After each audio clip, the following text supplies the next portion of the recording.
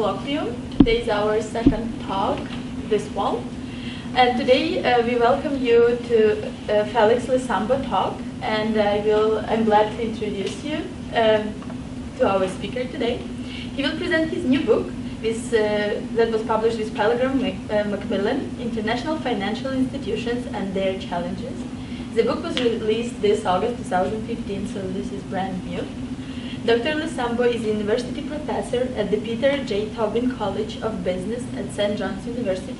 He specializes in the areas of international tax, international finance, capital market institutions, financial statements analysis, transfer pricing, and European Union tax. He is the author of 3 books: Taxation of International Business Transactions, Fundamentals of European Union Direct Tax, Fundamentals of Hedge Funds, Alternative Investment Vehicles. Following Dr. Lessambo talk, we will have question and answer period, so please follow and create questions that you could ask later. And I just want to ask you, if you want, we can pass the book around. Okay. And do that. Thanks. Okay, Please good welcome morning. Dr. Lessambo. Okay. As Julia said, I'm Professor Dr. Lessambo, and I'm here to lecture not specifically on the book, but I'm here to lecture on the research that leads to the book. The book that I will be using today is the one that has been released 3 weeks from now by Pilgrim Macmillan.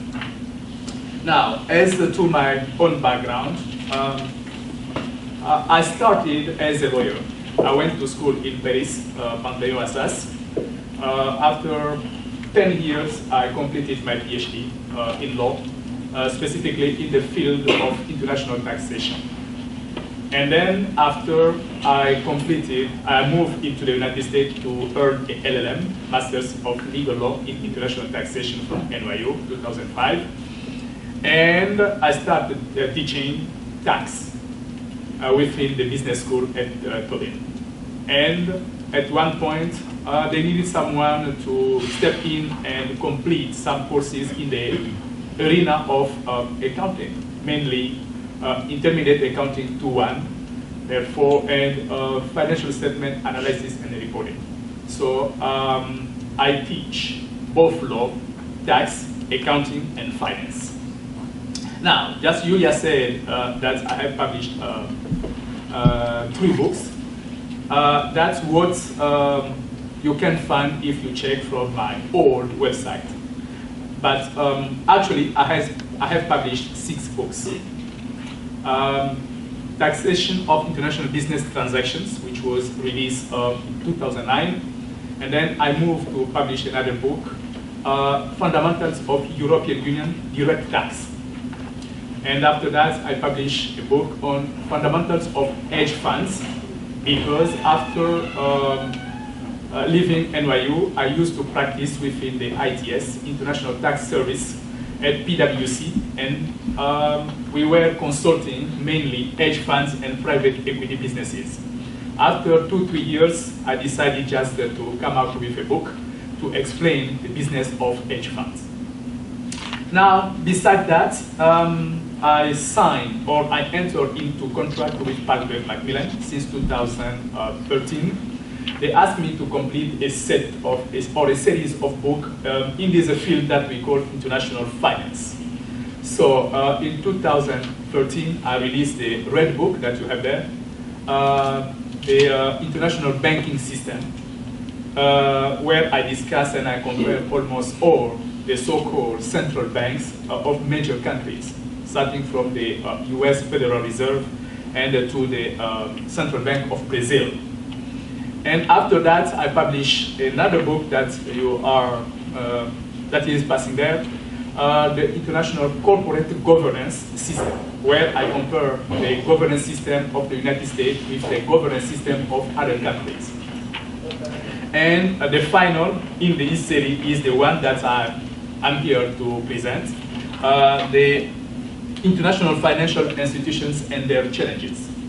So, here in this book, I'm not just explaining what are the key financial institutions, but I go into their businesses and try to find what is working and what is not working, why sometimes things are not working, and what can we do to improve at least the efficiency of these different financial institutions.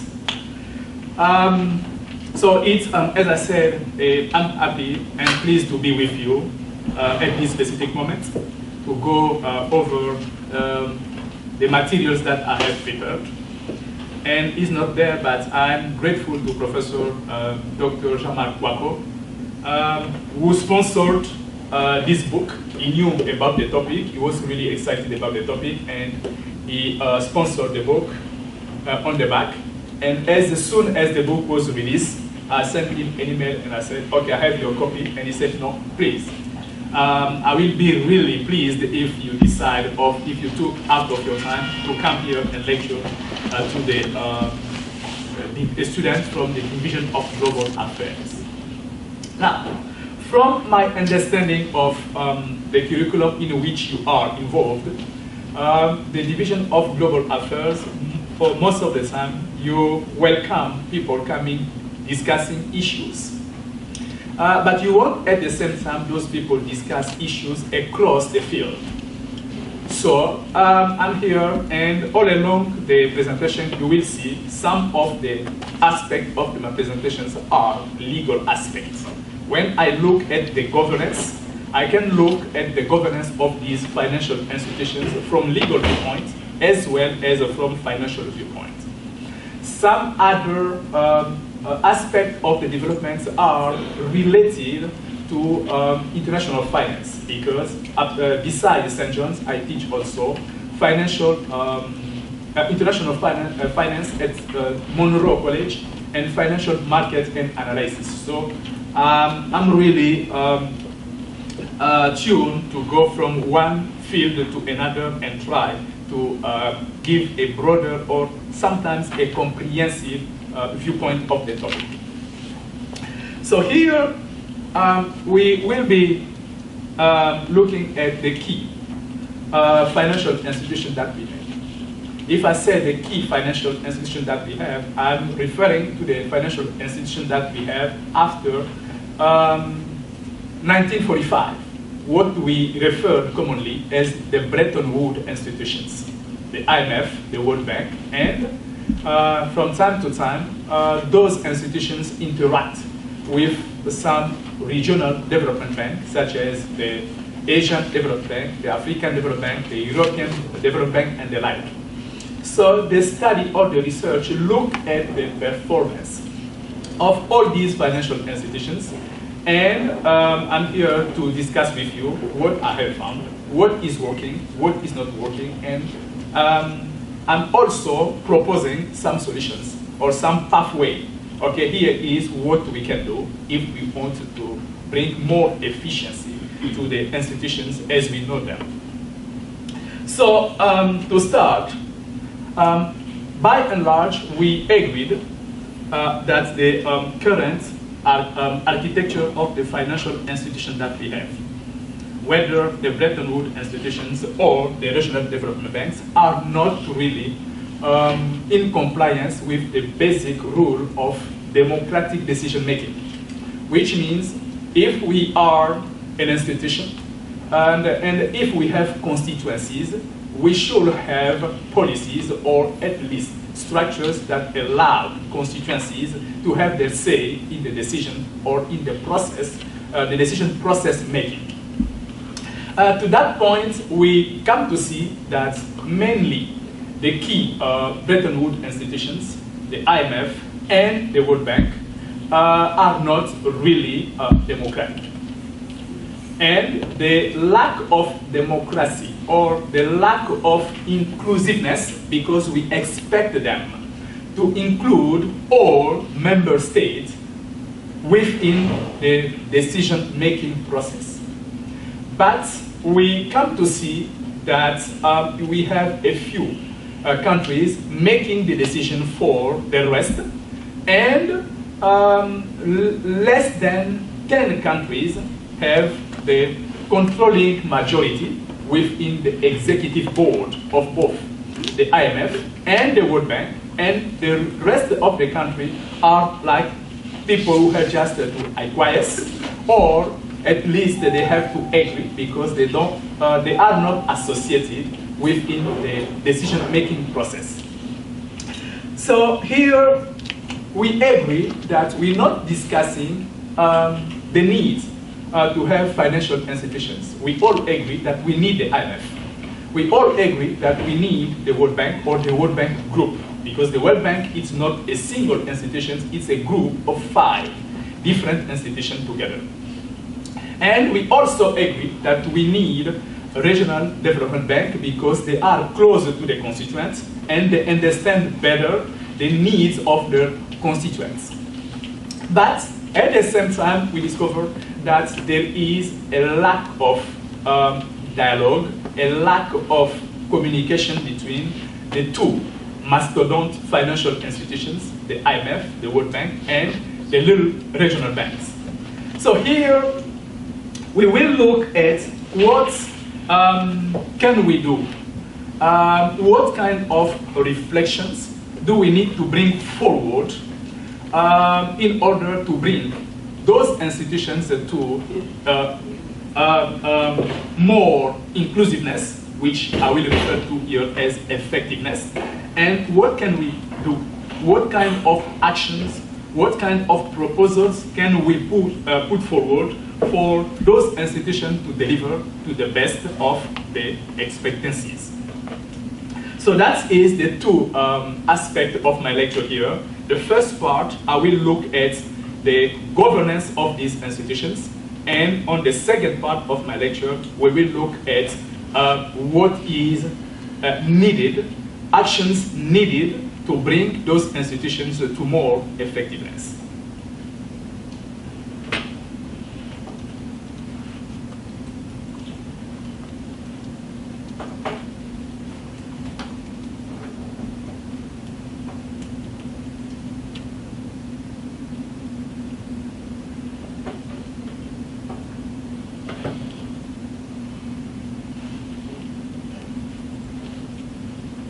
Now, as I said,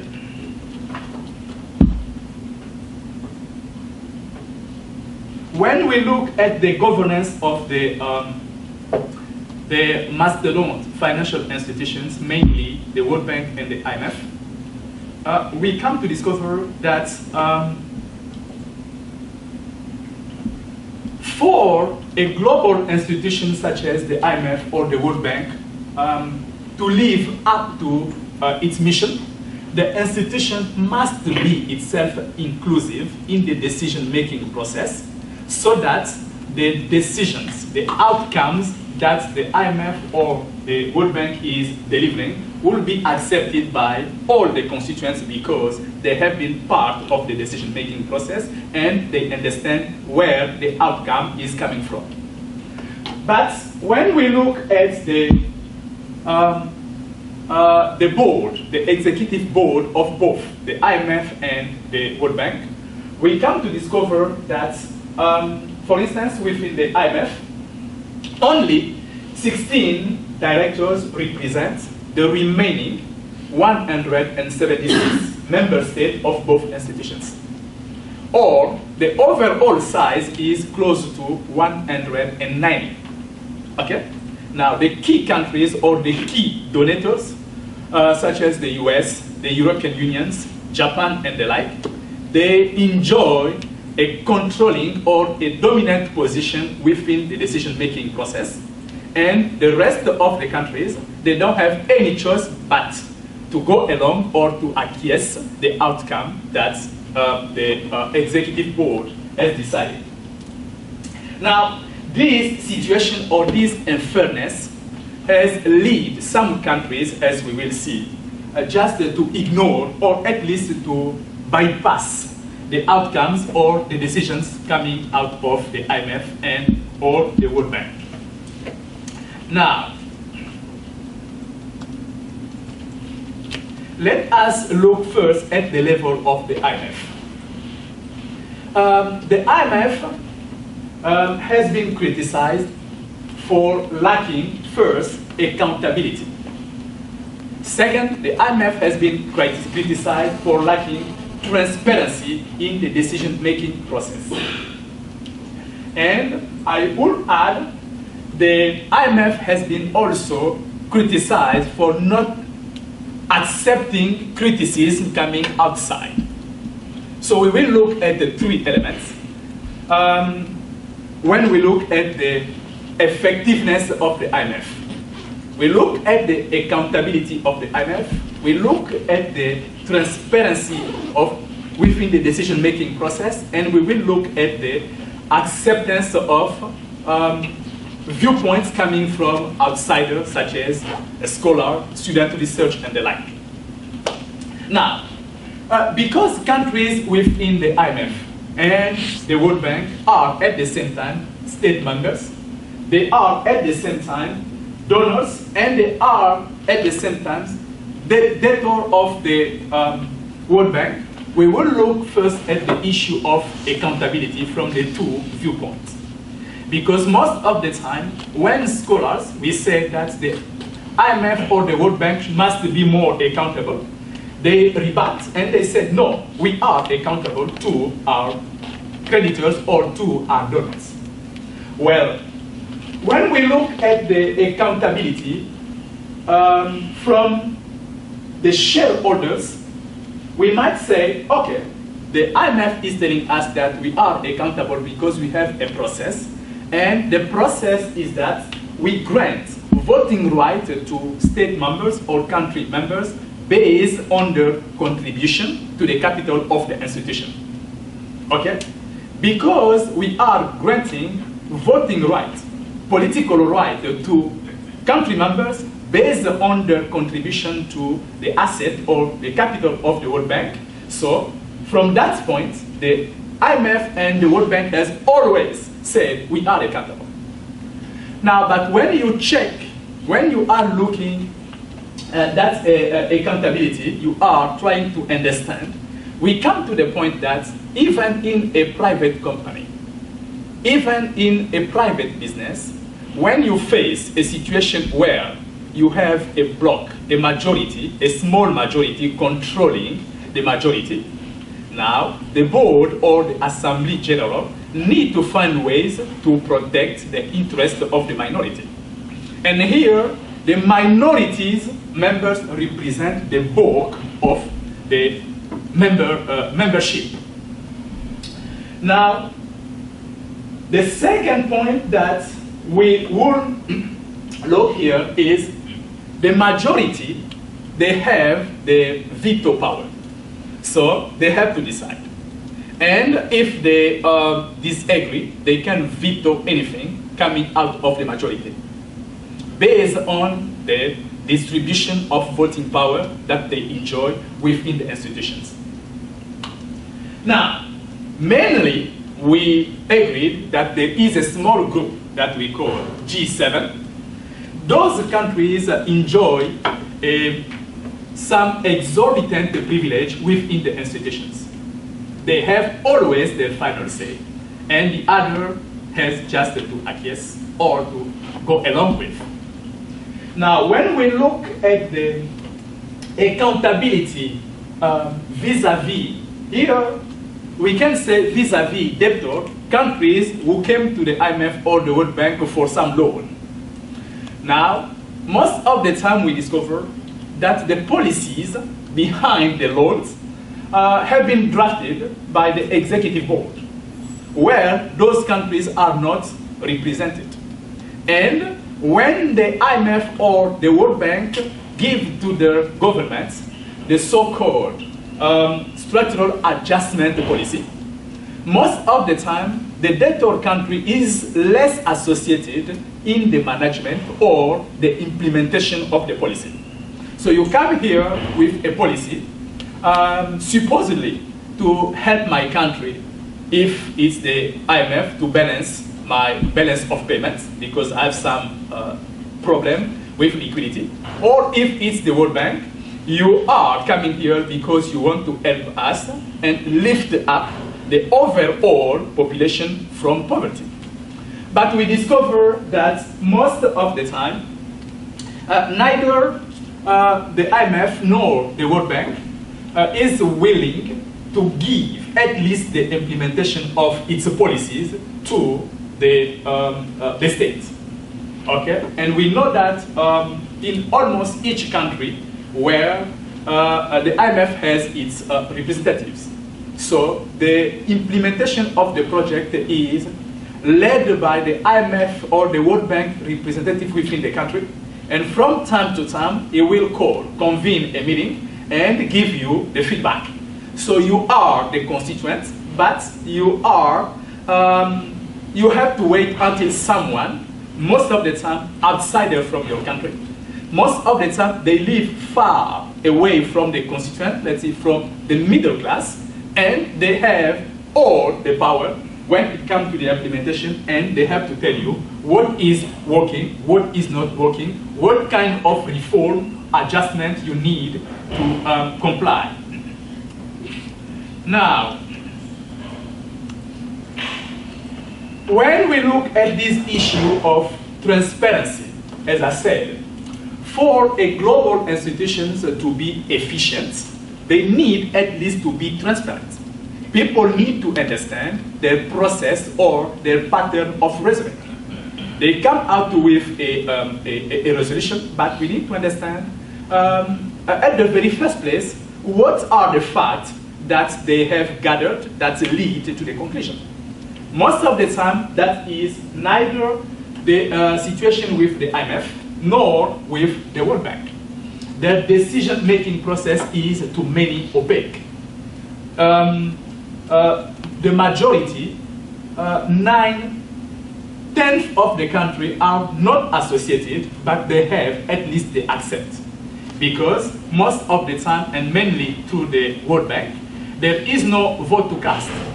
Okay, so they work, as they say, by consensus, and this consensus is also based on the voting right, and the voting right is based on the contributions. That means only the rich, the powerful country understand what is going on there.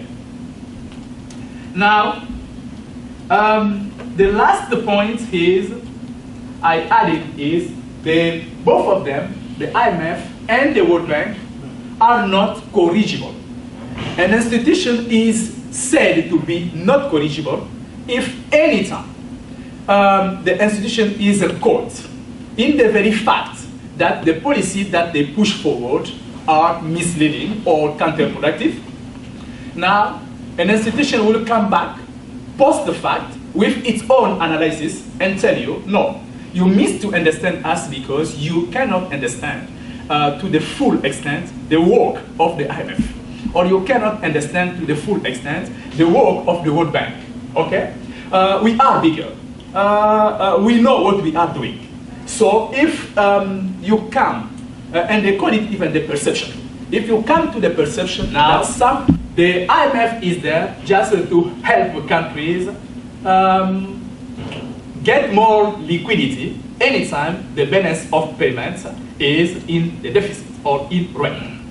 On the other side, the IMF and the World Bank groups, the IDA, the IFC, and the like, they are there more to bring up, to lift up people from poverty.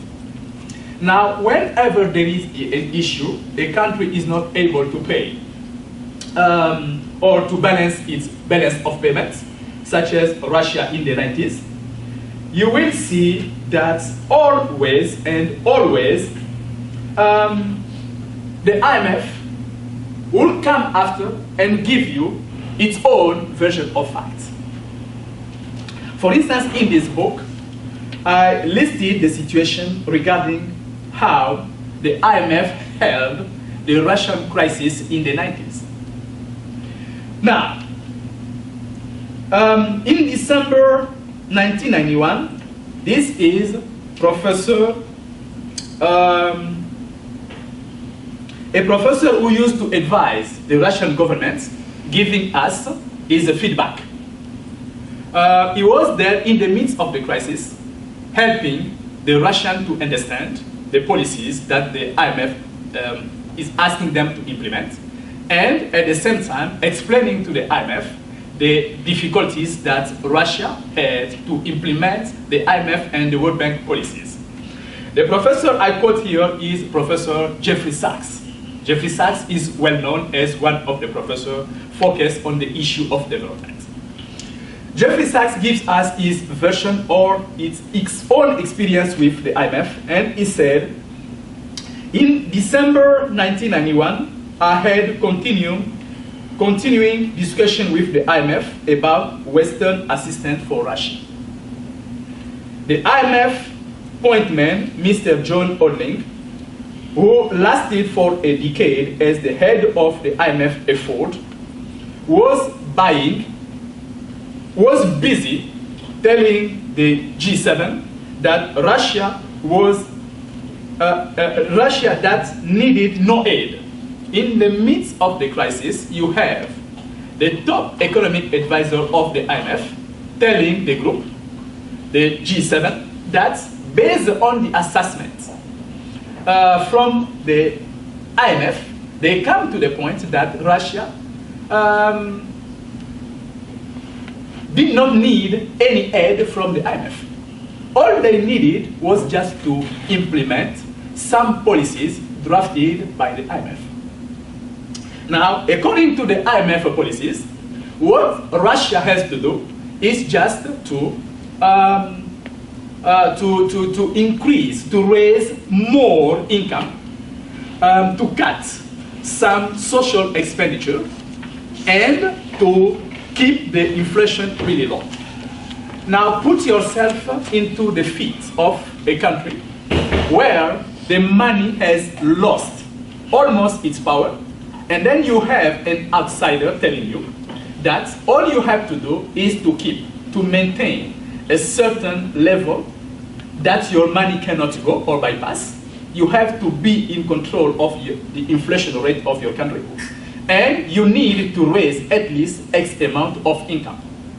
And if you are able to implement all these medicines, therefore, we will see in the future whether there is a need to provide some aid or some assistance to the country.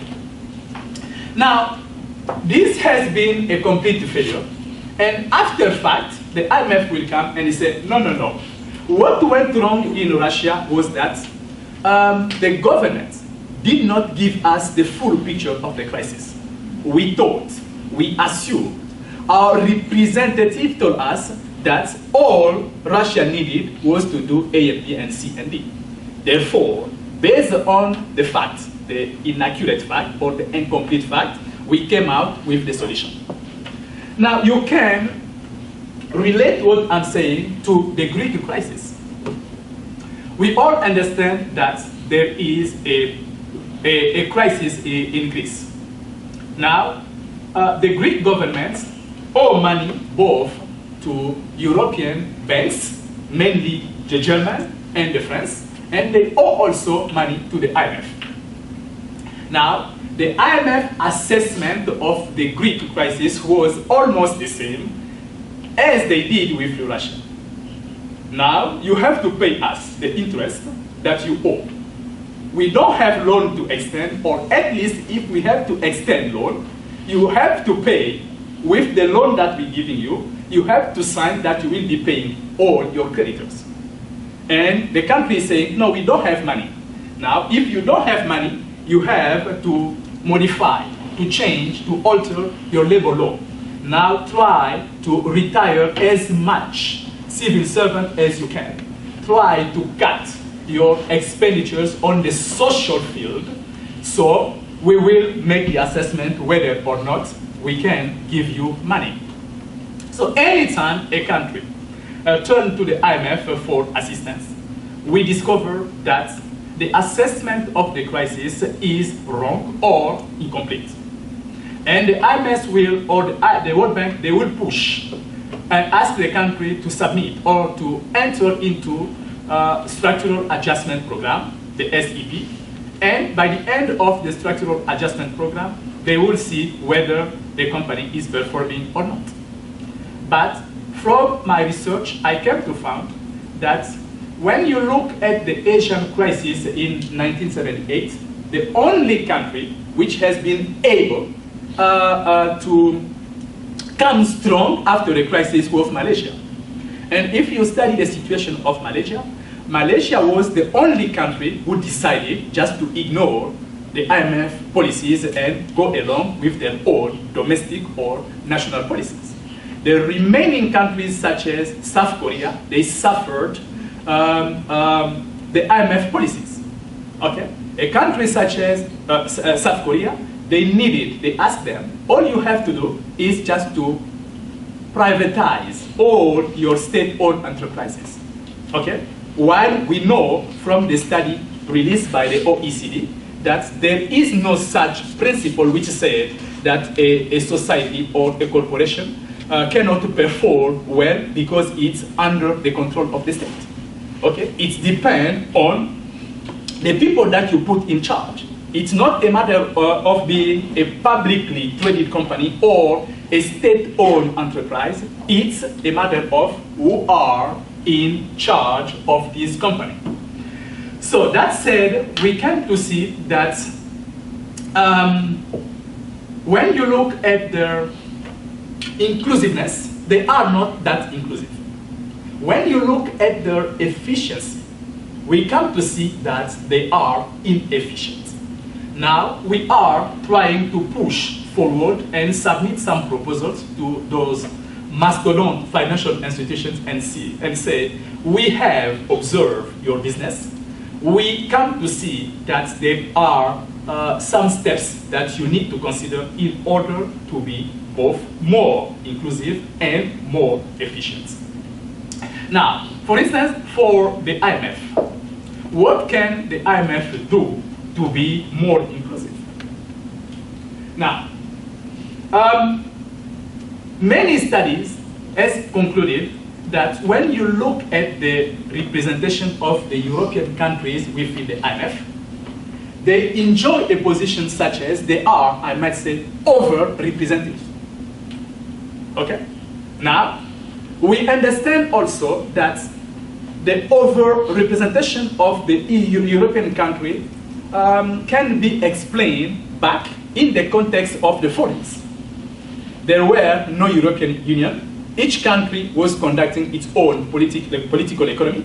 Each country has its own interests, so each one of them fought to be represented within the board of executive. Now that the European has been able to reorganize themselves, they created a powerful body, the European Union. We expect that the European Union can just appoint at least a single representative to represent the interest of the EU 29 countries. That is the first proposal. The second proposal might be, now, because within the European Union, they have also created the Eurozone. Now, not all the 29 countries of the European Union are members or participants within the Eurozone. Now, another idea might be, why not accept to reduce your directors to two, one representing the whole 29 countries, and another representing the interest of those countries which are not yet members of the Eurozone. Now, in so doing, the European Union will release some seats so that other countries must be able to appoint their directors within the decision-making body. But this idea so far has been resisted by the European Union Commission. Most of the time, the way the European rebut the proposal is more reactive than proactive. It's like we are there, okay, we remain there. Now, the world has changed, okay, we understand all the changes, but we are there and we remain there. And sometimes even they will say, if you challenge our over-representation within the IMF, what about the over-representation of the US within the World Bank Group? So, if you want to more balance the representativity, you need to ask both institutions to do the same at the same time. Now, we expect that at one point, Europeans will get more mature and accept the fact as it is, that within the IMF, they are really overrepresented. Now, when we look at the governance from the World Bank group, now you have to understand one thing. In 1944, at the Bretton Woods conference, when we created the so-called Bretton Woods institutions, we started by agreeing on what should be the statutes of the IMF, because we consider the IMF to be the most important institution. And after agreeing on what should be the statutes of the articles of agreement from the IMF, now we said, let us also create a World Bank. Now, they had less time to think through what should be the article of agreement of the World Bank. So they said, we will have just to replicate some of the articles that we have already within the IMF agreement into the World Bank agreement. So therefore, the flaws that you have within the IMF agreements, you discover, you see some of these flaws within the World Bank Group article of association or agreements. Such as, for instance, the voting rights. The article of agreement from the World Bank will tell you that, okay, when it comes to the voting rights, just we look at what has been agreed on within the statute or the article of agreement of the IMF. So the underrepresentativity that we saw within the IMF is again showing here at the level of all the World Bank Group. For instance, developing country member or Millennium Development Goal, which is the activity of the World Bank. Now, Addis Ababa looked at what has been said, and they said, now, you have to focus, each one of you, on your exclusive mandates. You, the IMF, focus on the liquidity crisis. We have a lot of liquidity crises around there. Try to focus on them and try to come up with policies or resolutions that can help some countries prevent liquidity crisis. You, the World Bank and the World Bank Group, focus more on the goals, the set goals of the Millennium Development Goal. Now, this is the 2015, and today is the last day of September, so we have 2 more months to go. So, the goal was to bring up, to lift up poor countries to a certain level. We can say, as of today, that the Millennium Development Goal is a failure. And now, when they met at Addis Ababa, they are talking about the post-development goal. Instead of looking at, you set up a goal. You say from now to 2015, you will see, I will surprise you because I will be able to lift up billions of people out of poverty. Now, you see the deadline coming. They never even confess that they have failed, but now they are talking about post-2015. Now, before embarking into the post-2015, we need to understand what are the result or the outcome of the previous goal. What has worked, what has not worked, and why, so that we can prepare the post-2000 Millennium Goal. Now, we see also that based on these failures, some countries, instead of looking after the IMF or the World Bank, when they need money, they can go to the IMF, or if they have some projects or building infrastructure project, they can go to the World Bank.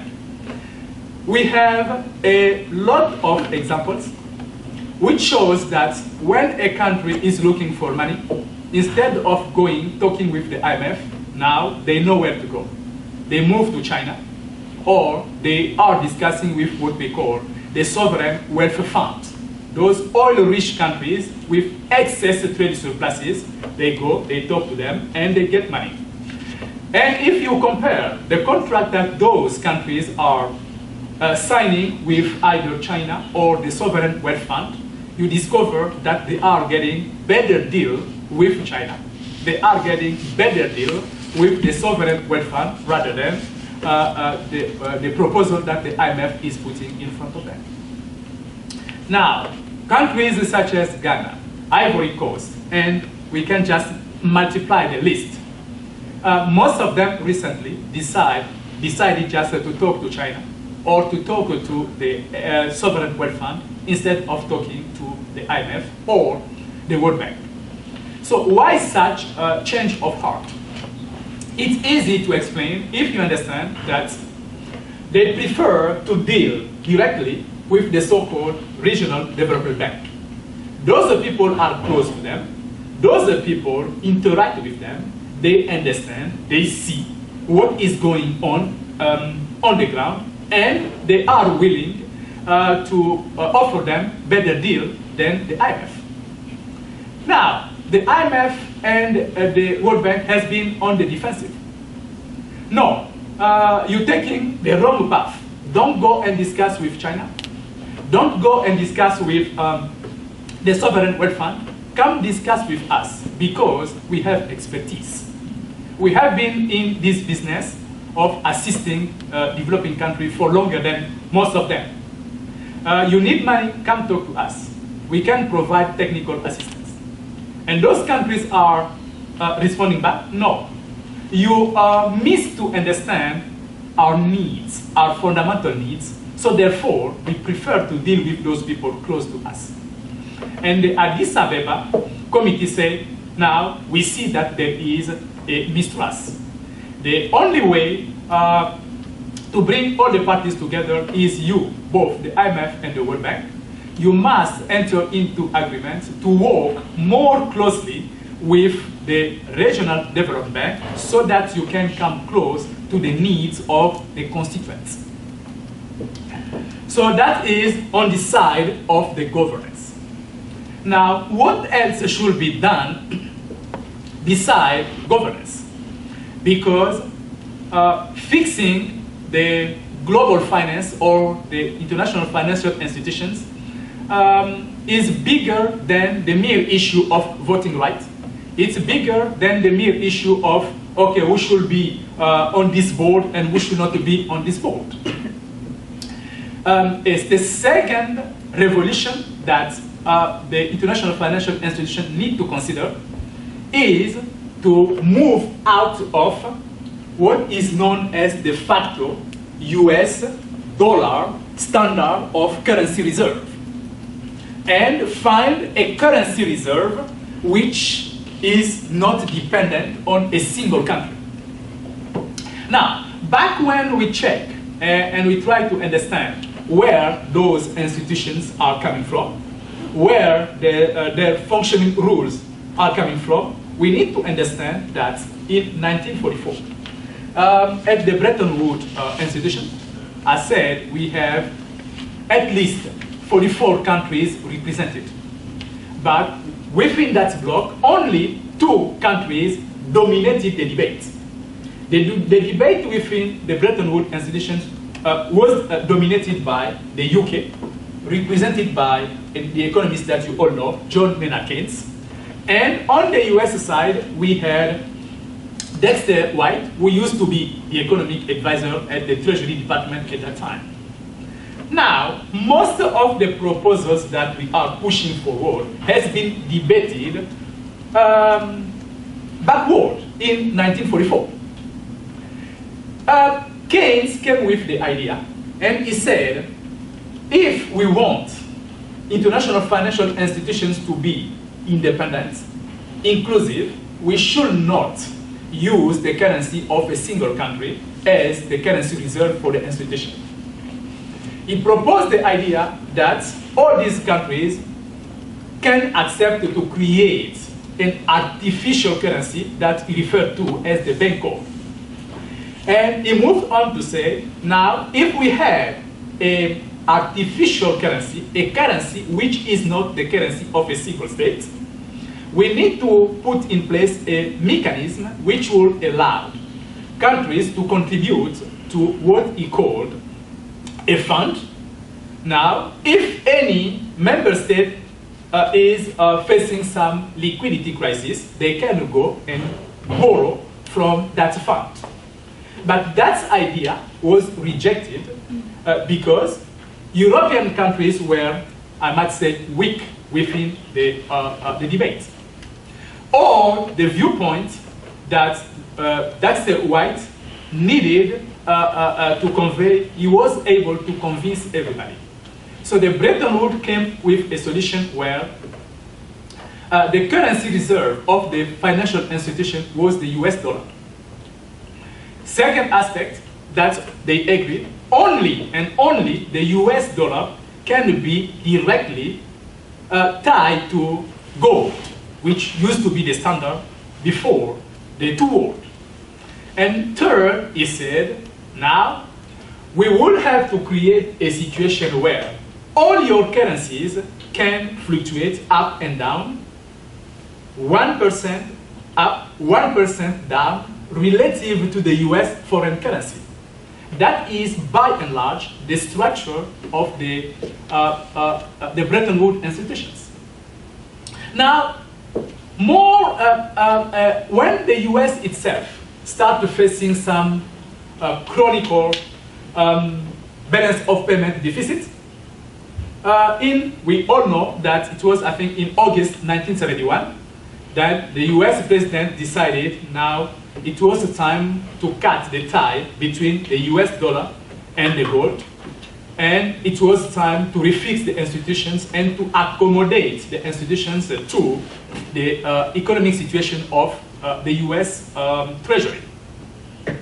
Now, the second proposal that we need, that people are pushing forward if we want to fix global finance, is just to use the special drawing right, the SDR, as the currency reserve of all the financial institutions that we have. Now, in the 70s, when the US dollar was losing ground, some countries within the US decided maybe it's time to cut the tie between the US dollar as the currency reserve and come out with what was proposed in 1944. They said, instead of looking back and bringing up the idea of a bancor, let us create what Maynard Keynes has said, a sort of artificial currency, but we will not call it bancor, we will call it SDR, special drawing right. And we need also to distribute the voting right that each country member can have related to the SDR. Now, that was the idea. In 1978, the IMF decided that they needed to expand the use of the SDR as currency reserve. The US Congress blocked the proposal since 1978 until 2008.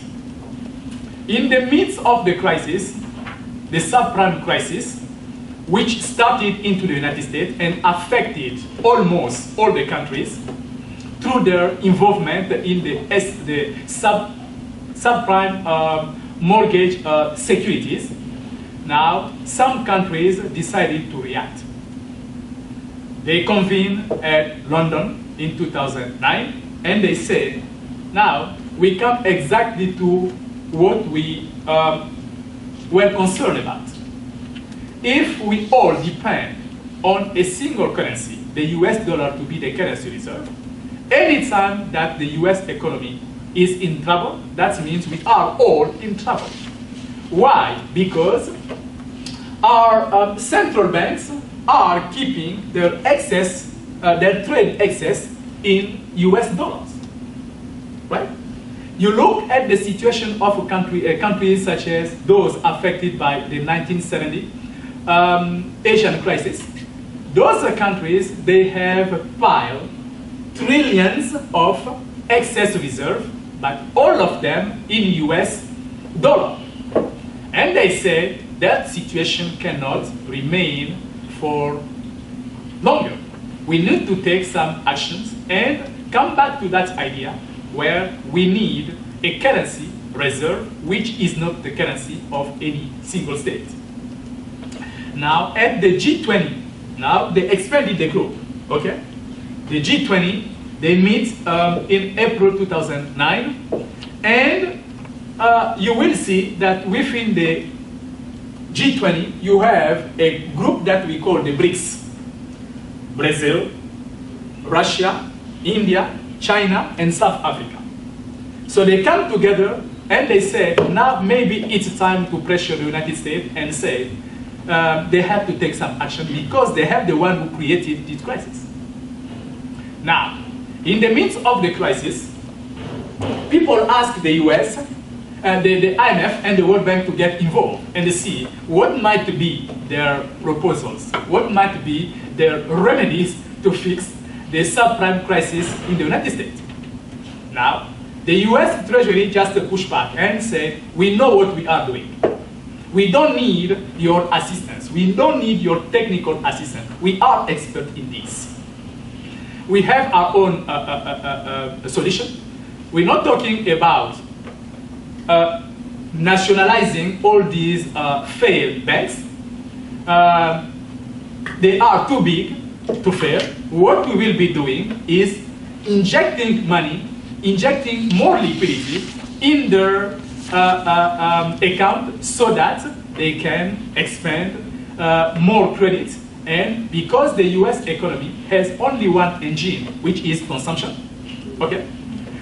We need to put more money. People will consume more. The more they consume, okay, the more business or companies will produce, and the more they produce, the more they sell, so that will help us come out with, at least overcome this crisis.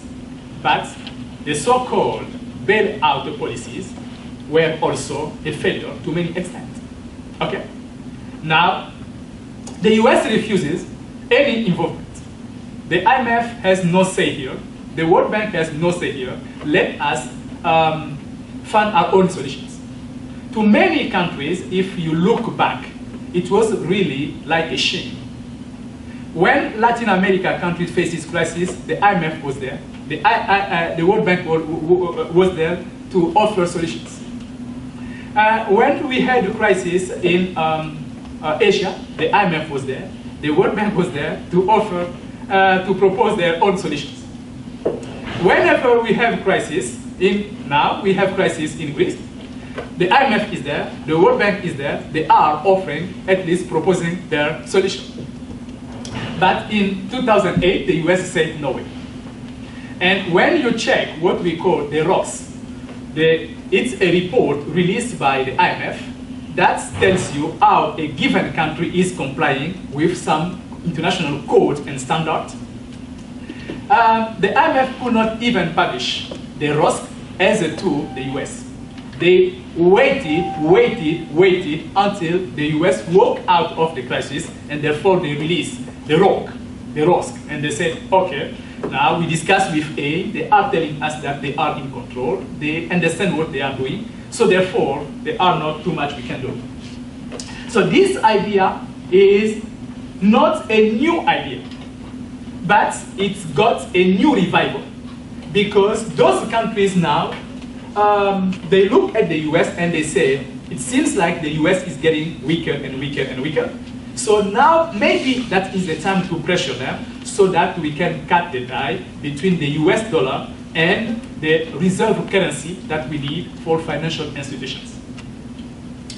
Now, in 2009, Russia came out with some, they call it new proposals. But as I explained, none of these ideas is really new. They are old ideas, never put into operations because of the US veto within the IMF and the World Bank.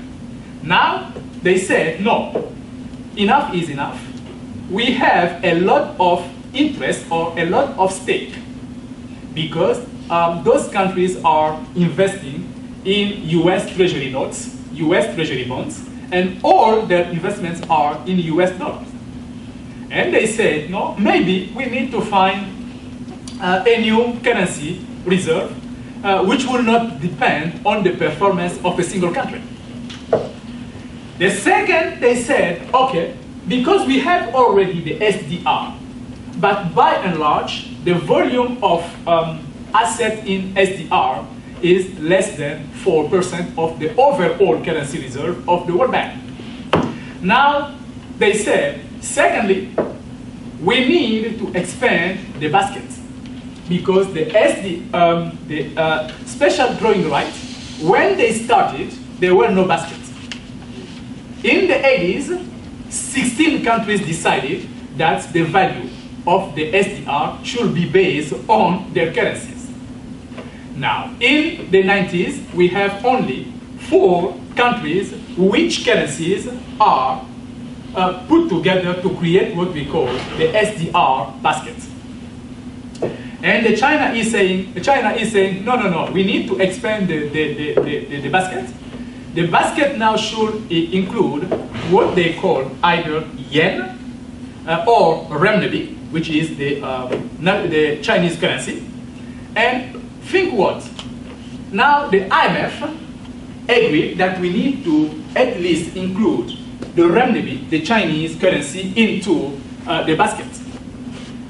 You open the basket to China, okay, Russia will push. We need also our money to be there.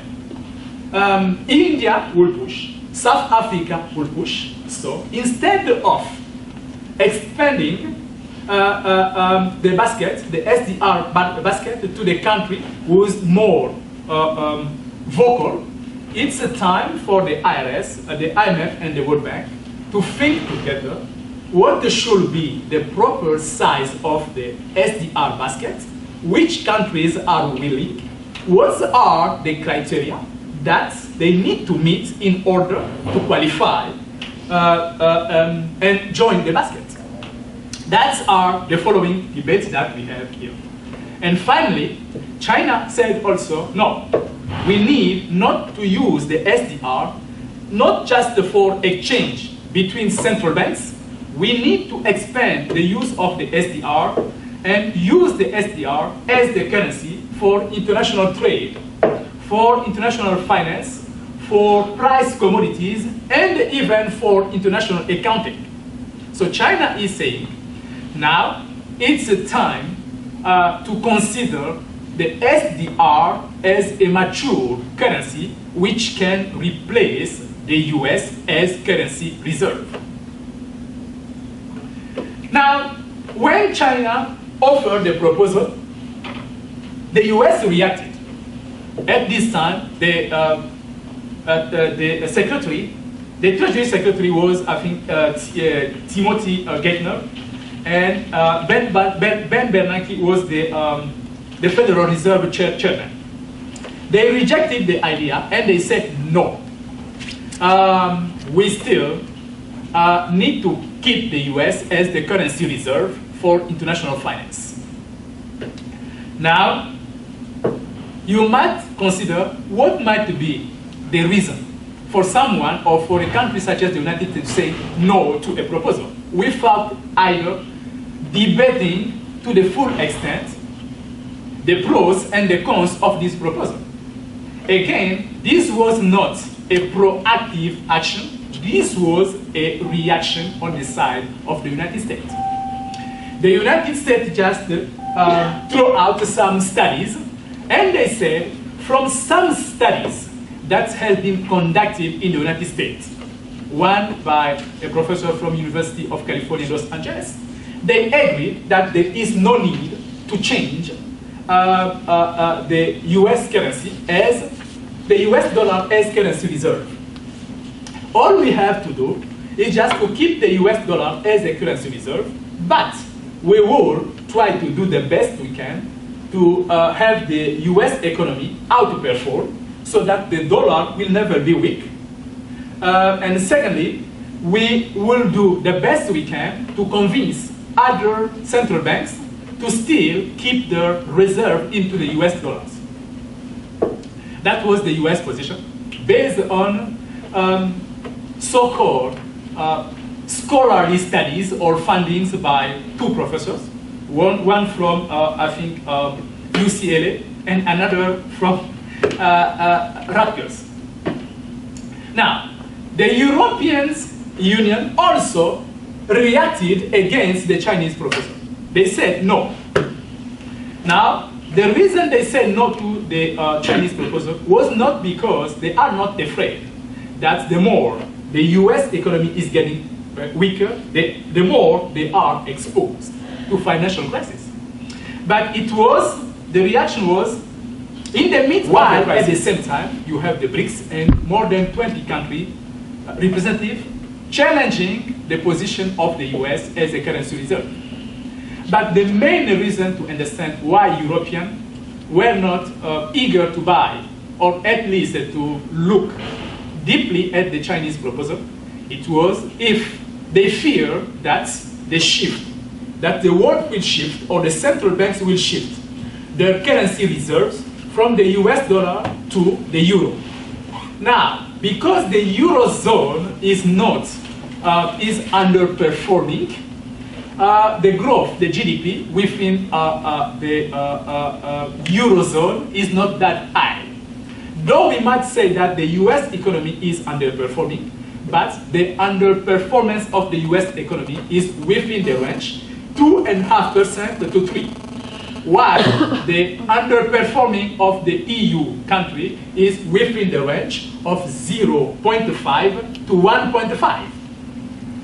Now they expressed the concern that if we move from one currency to another, people might have interest, and they have also the fact at one point China decided to diversify its currency reserve, and they invested heavily on European bonds. Their concern was, now if there is a shift, we are not able to secure, or at least to provide, stronger growth, because we are not really outperforming. Now, you have some countries such as Germany and the like who are really outperforming.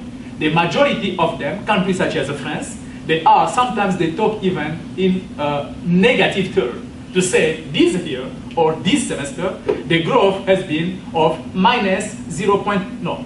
If you are in the minus, there is no growth, okay? So the fear was, if there is a shift from the US to the euro, now that the euro economy is not performing to the best, the more countries invest in euro bonds, the weaker the euro will become. So therefore, no, let us keep the status quo. Though France has been the country since the 60s to openly criticize the use of the US dollar as a currency reserve. If you check back in the 60s, 68, I think, France has, as a president, General de Gaulle. And General de Gaulle was criticizing the US position and say, those people are living above their means because they enjoy what he called an exorbitant privilege. Now I give you just the two tables to see who owned the, in 1978, you can see that Germany was the country holding great number of SDR, okay? Now, if we see after 1989, the United States is now the country holding almost a huge bulk of SDR.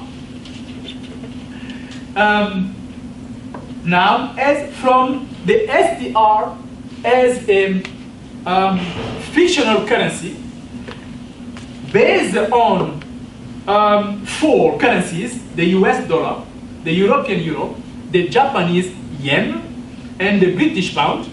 Now, they assess or re-evaluate the weight of the SDR each 5 years. So this year, by the end of this December, check the website of the IMF. They will tell you that they have made some adjustment as a tool, the value of the currencies.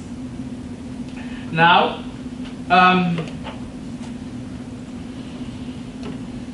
what can we do to make really the SDR a currency reserve?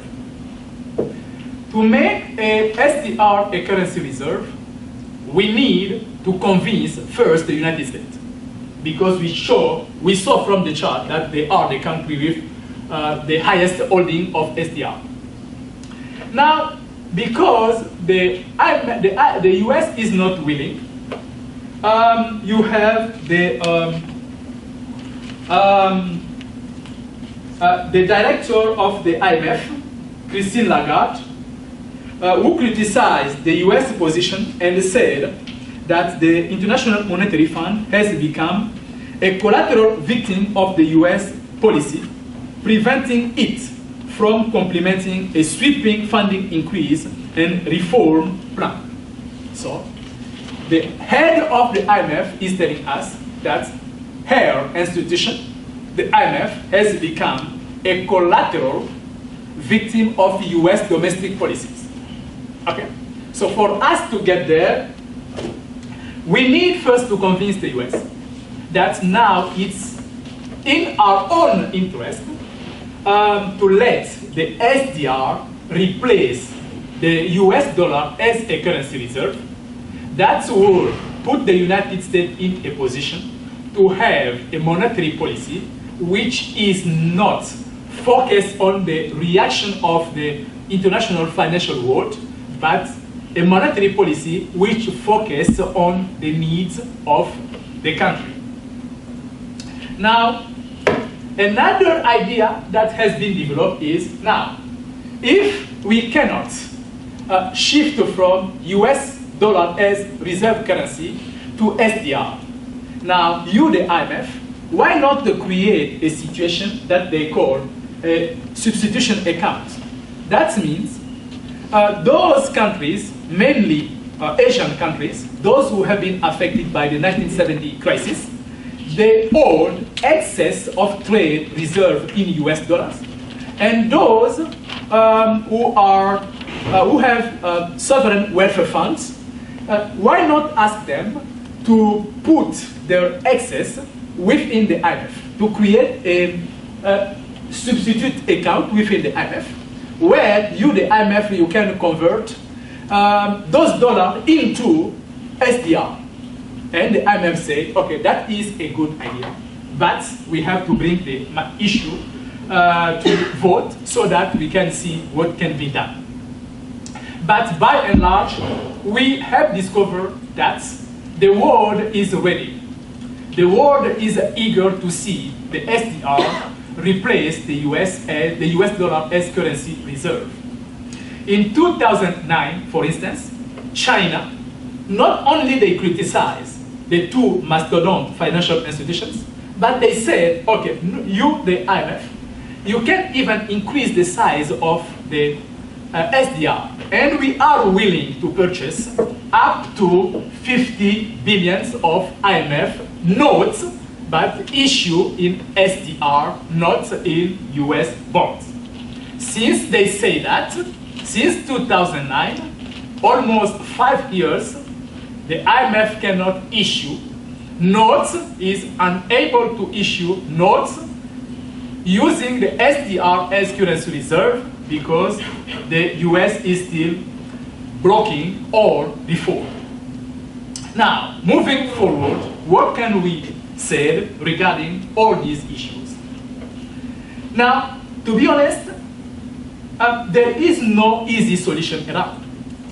Because if someone knew an easy solution, he might come up and say, okay, do A and B and C, and we secure financial institution from crisis. Concession, the US need to make some concession, and in exchange, other countries or other blocs, such as the European Union, they need also to relinquish portion of their power within the IMF so that we can really debate how we can have more inclusive financial institutions and how those institutions, the IMF and the World Bank, can really deliver to the best of their constituencies. Thank you for your attention.